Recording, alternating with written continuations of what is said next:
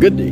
My name is Alan Palmer, St. Vincent and the Grenadines' favorite and most hated son, the diaspora machismo. Before we go any further, I would like for you to share this video, leave a comment or like if you like this video. And I would like for you to tell me where you are watching this video from. When a public figure goes to the press, be it a celebrity or a politician, it is because they have some important information they think the public should be privileged to. The press is not a place for people to be seen or to be heard just for being seen and heard. It's a place where you disseminate information to the general public. If you want to be seen and heard, then you must get a talent and organize for your talent to be put on exhibition. I want you to listen to this exchange between Crystal Oliver and Prime Minister Ralph Gonsalves that took place on the airwaves at Extreme FM. Talk about it for a little bit.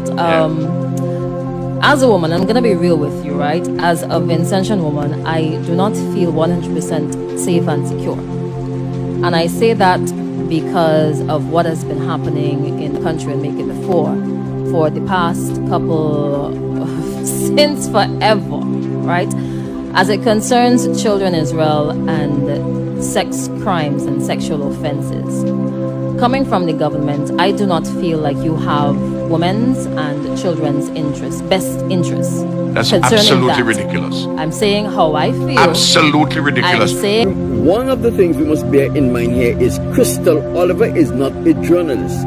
She is a radio announcer, and therefore she is not required to stick to the professional ethics as a journalist will, because she is not trained as a journalist. Here we have a situation where one of our nation's youths is having a conversation with Prime Minister Ralph Gonsalves, the Prime Minister of St. Vincent and the Grenadines and the Minister of National Security.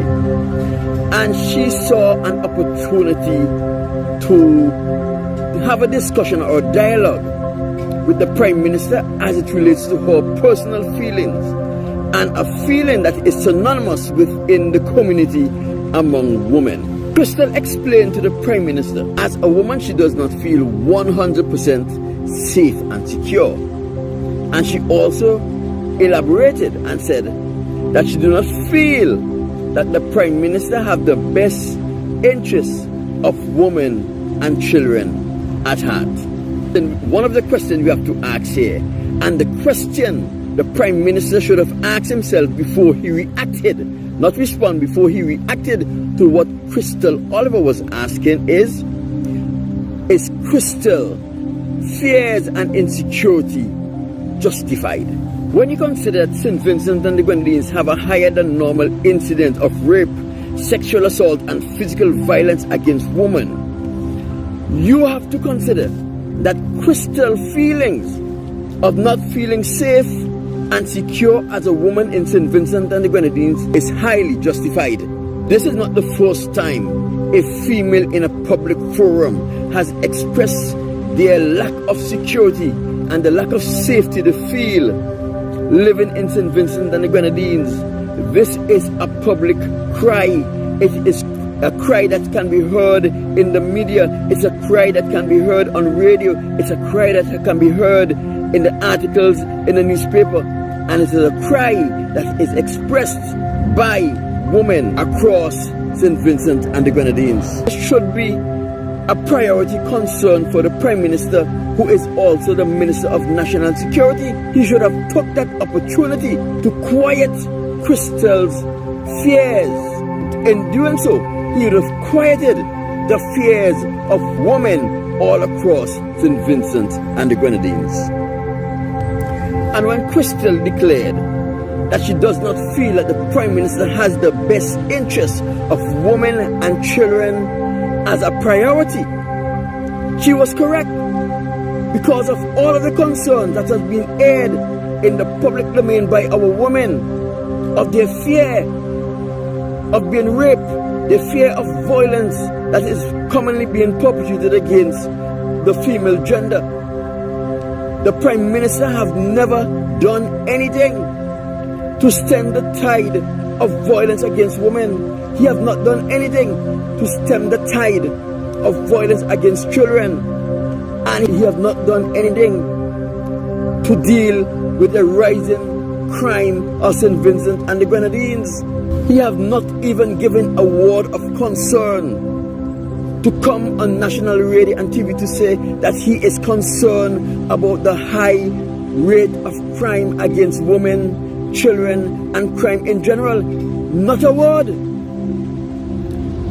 So here we see Crystal was right in the way she feel, because the person who is in charge of national security have never come forward and speak on the issue of crime against women and crime against children, and even caution our men to start respecting our women. And he would start by leading by example. So when Crystal Oliver made this declaration that should have led up to a question, she was not being malicious.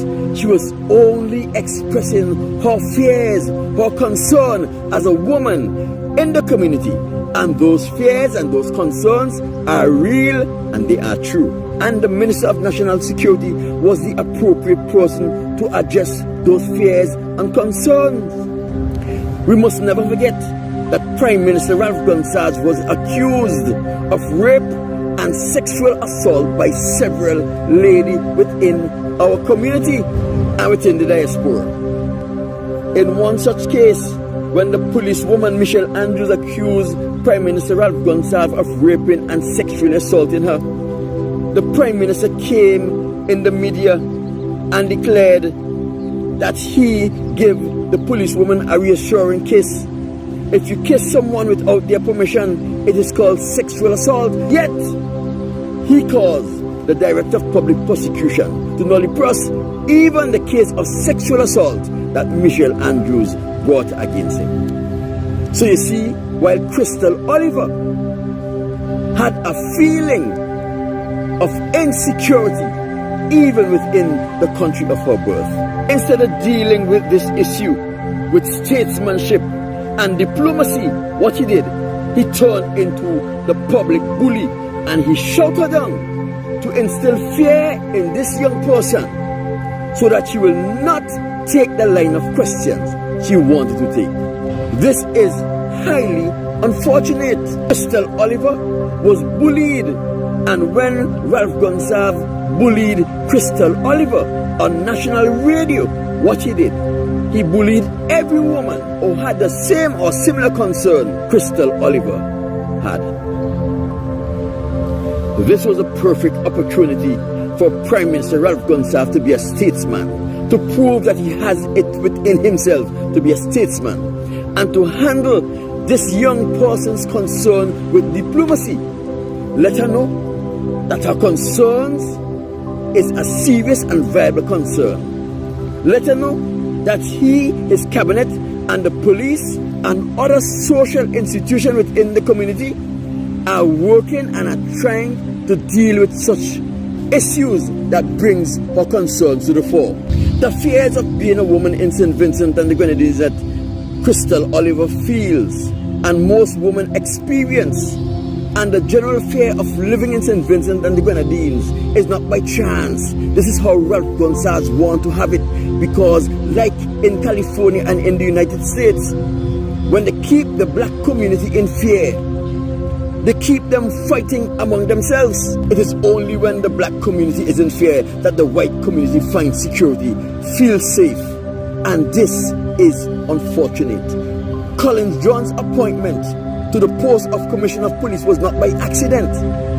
It is because he wanted someone in that office who is unable to do the job, who is unable to use the resources available to him to satisfy or to solve the problem of crime in St. Vincent and the Grenadines. So our women and our families can have that sense of insecurity, because it is only when the black community is insecure and are afraid that the white community feels secure. Take a look at the rage on Ralph Gonsalves' face. Crystal Oliver's question or expression of personal feelings made him frightened. And guess what? He is a very revengeful man. He's going to do all in his power to ensure that Crystal Oliver loses her job. In the same way, to cause Cable and Wireless to relieve Leslie Jack of his post. When we consider that Leslie Jack entered Cable and Wireless as the manager of Cable and Wireless when Cable and Wireless profits have reached a vast diminishing return and they will not make any profit, Leslie Jack used his skills, revamp Cable and Wireless operations and bring it to a company that was profitable. We must also remember that Leslie Jack did not come from a rich family. Leslie Jack came from a very poor family. His father, Leslie Jack Sr., was a carpenter. His mother, Bridget Bino Jack, is a small business operator. This was a young man who fought hard, who worked hard, seized the opportunity to develop himself and excel to the highest managerial position.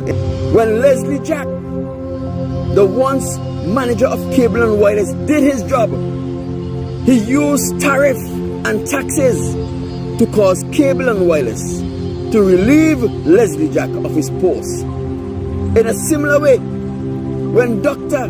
Christina Hines of Barbados followed her conscience and protested his speech at the Cave Hill campus in Barbados, he have been working tirelessly and is still working to ensure that Dr. Christine Hines lose her job.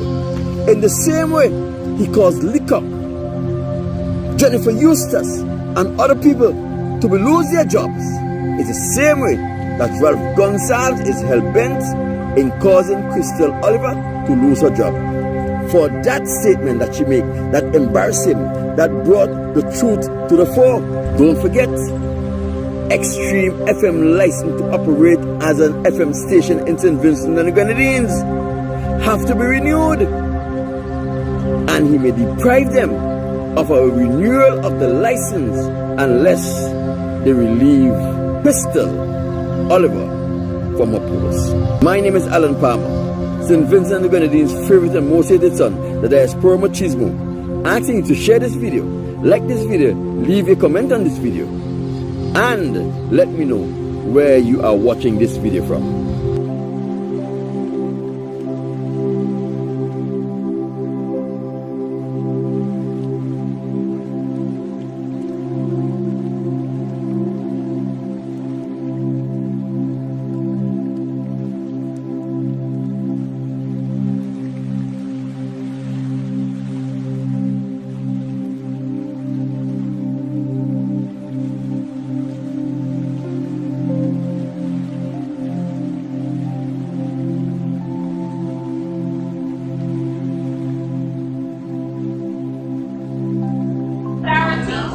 Solidarity with our sisters across the region, because women's lives matter too.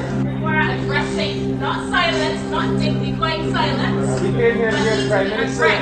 Over the last 10 years, over the last 20 years, I will not be silent.